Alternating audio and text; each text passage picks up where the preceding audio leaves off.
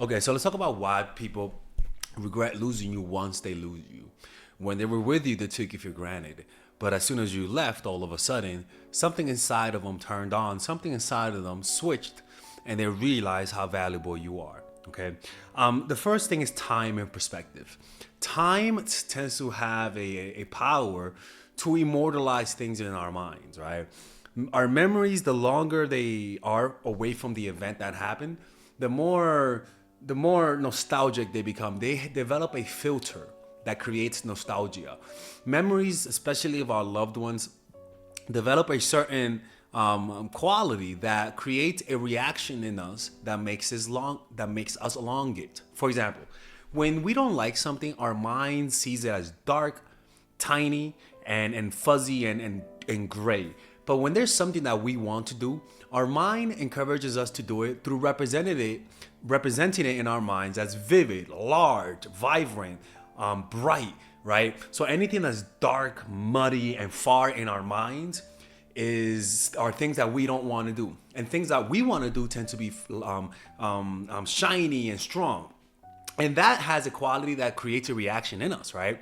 And there's something in NLP that if you want to do something, if you want to change how you feel about something, just change how you see it, right? So for example, if you want to do workout, imagine how you see working out. And a lot of the times people who don't want to work out, they'll see working out as a dark, fuzzy, not colorful type of image. But if you want to increase the motivation, just change the modalities, make it brighter, make it bigger, make it more vibrant.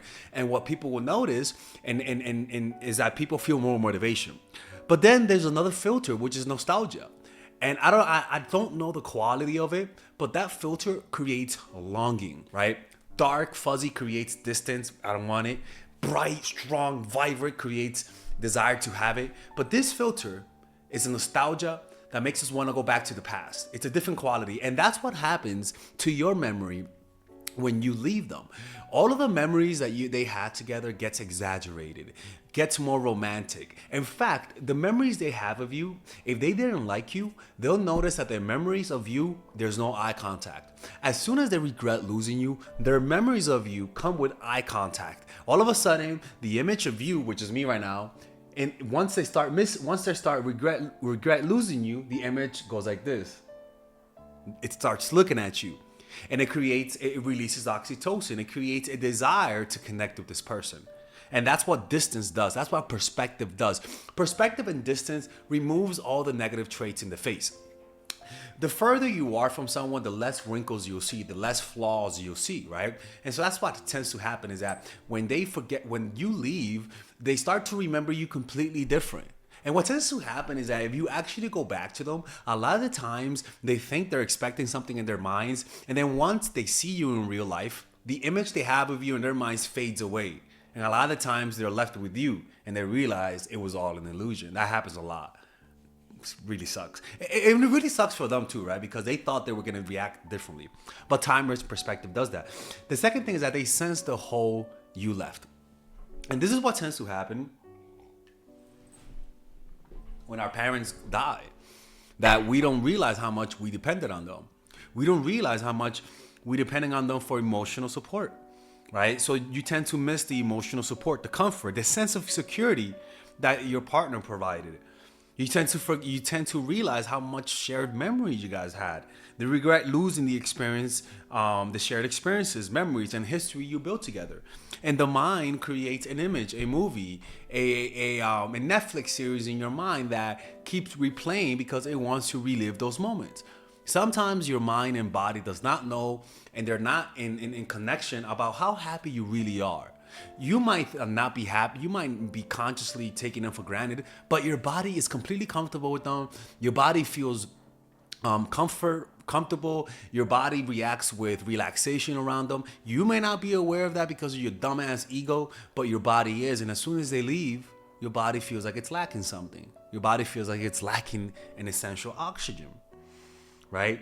And so leaving is the only time when people realize how much you fulfilled in them, how much they needed you, right? So and this is why it's important to have those little metaphoric breakups, not breaking up, but like metaphoric breakups, moments of tension, having uncomfortable conversations where you talk about your boundaries, or you talk about your likes and desires, or you talk about what you like about the relationship and what you don't like. And those types of conversations creates a type of conflict that makes people fear losing you. So that's why it's important to have boundaries and talk about them, because it creates those uncomfortable conversations. Now, the next one is that they see you happy, right? So the one is time and perspective, right? How time changes memory, how time changes the way you perceive people, and how memories tend to be very shakeable and cannot be trustworthy. Right? So they start to remember you completely different, outside of proportion, especially if they're sad. They're going to start exaggerating some traits of you, right?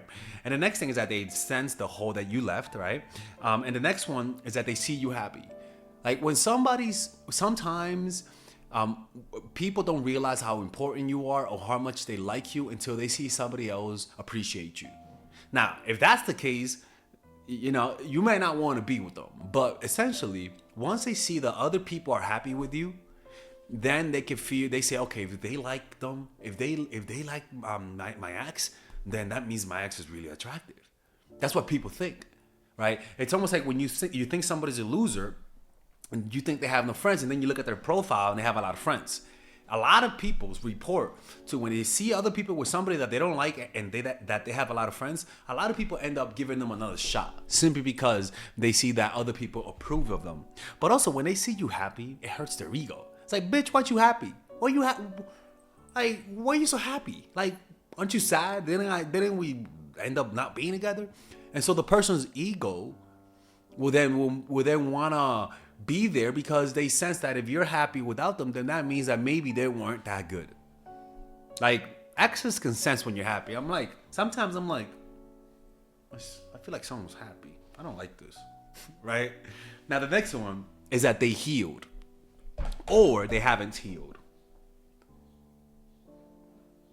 Listen, when somebody is broken emotionally, they may not be able to appreciate the great person that you are.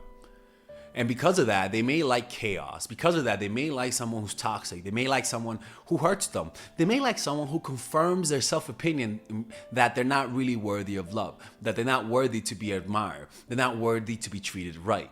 And as a result, if you start treating them right, if you start treating them with respect, they're gonna start to push you away because you don't confirm their self-opinion.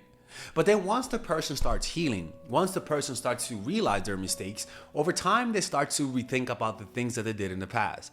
And one of the things that they'll gravitate to is to the people who were good for them, but that they really didn't appreciate them. And that's where you're gonna come across. All of a sudden they sense that since they've healed, they feel like they could really appreciate you. And sometimes they come back, right? And that happens. Or sometimes they haven't healed, where they don't heal and they're not over you, where you hurt them and they haven't gotten over that pain, and because of that, they still want you back, right? The next one is that they fear being alone. This happens a lot. This happens when guys are sad or they want some poom poom. And this happened a lot during the pandemic, where a lot of women came back to some exes. And I went back to some exes, people. Even I did that shit. I was like a dumbass. And the reason why is because I was alone. I was lonely. I was sad. I was depressed. There was nothing to do. Like, it was fucking boring. So you just wanted anyone's attention. And this happens a lot, right? This happens a lot during the holidays, during those sad moments. But a lot of the times people come back because they just feel alone and they want some validation. They want company. They want someone to validate them.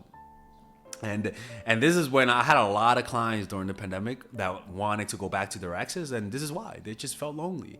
A lot of the times exes come back not because they want you, but because of convenience. Now the next one is being with someone else. They're dating someone, and because they're not over you, they keep comparing them to you, and that person always loses when it comes to comparing them to you. When it comes to exes, you can never win. When somebody's not over their ex, it doesn't matter how attractive you are. It doesn't matter how golden your dick is, right? Doesn't matter. Magic poom poom, don't give a fuck. When someone's not over their ex, they're never really gonna appreciate you. They're always gonna compare you, and you're always gonna feel like they're not fully there.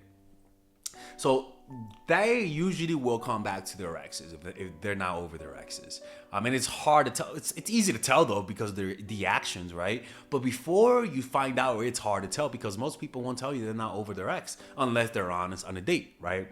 But sometimes when you're dating someone, you just cannot date certain people because it's almost like eating food outside the matrix, right? Where in the matrix you have steak, but outside the matrix there's no such thing as steak. It's just bland prison food. So by comparison, the food you're eating just doesn't taste good, and your mind always just keeps going back to that moment that you actually had, that you were happy.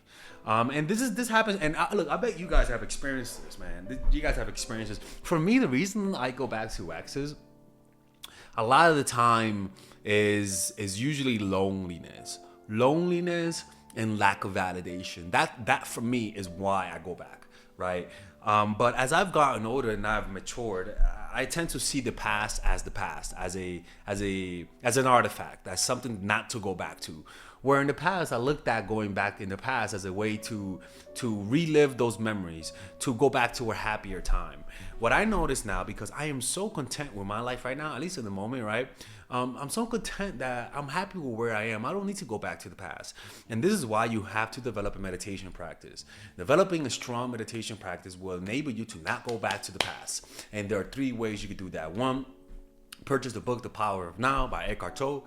Go to a Vipassana meditation retreat by going to dharma.org, dhamma.org, or purchasing my course, Emotional Mastery, where I give you guys instructions on how to develop a deeper and stronger meditation practice, ladies and gentlemen. If you guys want to work with Father Alex 101, go to mindfulattraction.org, and I'll see you guys later. Shut up, bird. Bye-bye. All right, ladies and gentlemen, if you guys ever want to learn how to use your feminine energy to influence people, learn how to use your masculine energy to become more assertive, and also learn how to blend both energies to improve your dating life, your spiritual life, honestly, your relationship life, your family life, your career life, this is the course for you. If I had to make a course for my nieces, I have 2 nieces, one is 19 and one is 15. 16. Holy shit. Oh my God, he's a bad fucking uncle. He's a bad uncle. Get him. Shut up, Melissa. You should get this course, right? And this is the course that I will make for them. So, for example, watch the curriculum, right? In the first week, we're going to be showing you how to establish a strong masculine foundation without letting it hurt your feminine energy. This masculine foundation is a source of who you are, right? It's your bodyguard. Without this, whatever feminine energy you create will be destroyed by the outside, because your masculine is your shield. So we'll talk about goal setting. We'll talk about how to develop a serious attitude. We're gonna be talking about how to use more logic, how to use more goal-oriented behavior. It's more how to be a man, Now the next one is how to embrace the feminine energy, right?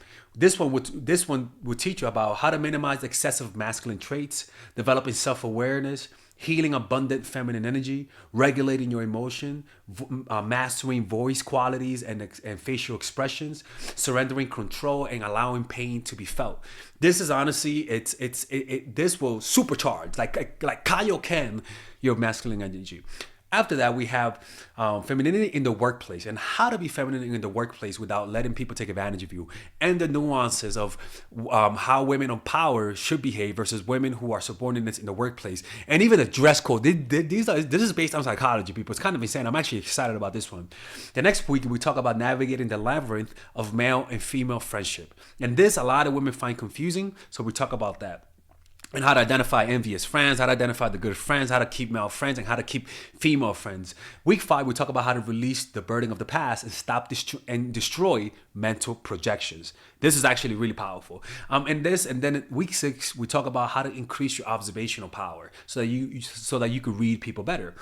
And we have a bunch of bonuses. The course starts at $99, and you guys can pre-order the course today at $69 before it goes out. If you're watching this, most likely I'm in the meditation retreat, so I will be praying for all of you guys. And just click on the description down below of the video. Right there, you'll see it, and you could pre-order that course. It's gonna be out by the end of next month or the beginning of February of March. One of the two, people, because I have a 10-day retreat to do, and I want to finish the course after the retreat, because I think the ideas are gonna be so much better. All right, man. I'll see you guys later. Pre-order, man. I'm closing the channel.